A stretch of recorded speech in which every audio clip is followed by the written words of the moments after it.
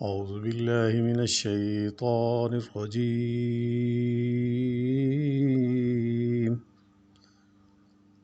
بسم الله الرحمن الرحيم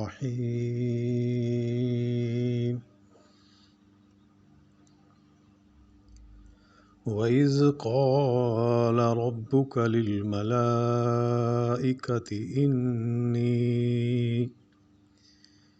إِنِّي جَاعِلٌ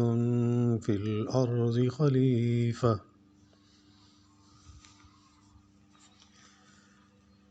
اللہ تعالیٰ فرماتے ہیں، اور جب تیرے رب نے فرشتوں سے کہا کہ میں زمین میں خلیفہ بنانے والا ہوں، تو انہوں نے کہا ایسے شخص کو کیوں پیدا کرتا ہے جو زمین میں فساد کرے اور خون بہائے، اور ہم تیری تسبیح، حمد اور پاکیزگی بیان کرنے والے ہیں۔ اللہ تعالیٰ نے فرمایا، جو میں جانتا ہوں تم نہیں جانتے۔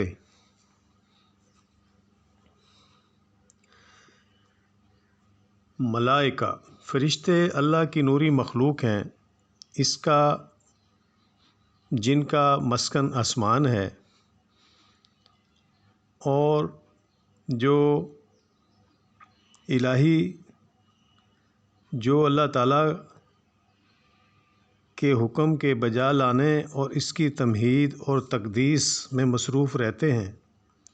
اور اس کے کسی حکم سے سرتابی نہیں کرتے۔ خلیفہ سے مراد ایسی قوم ہے جو ایک دوسرے کے بعد آئے گی، اور یہ کہنا کہ انسان اس دنیا میں اللہ تعالیٰ کا خلیفہ اور نائب ہے،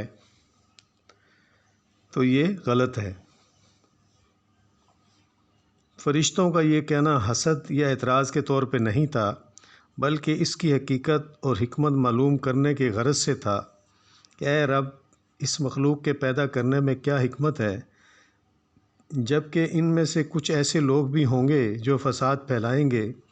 اور خون ریزی کریں گے۔ اگر مقصود یہ ہے کہ تیری عبادت ہو تو اس کام کے لیے ہم تو موجود ہیں،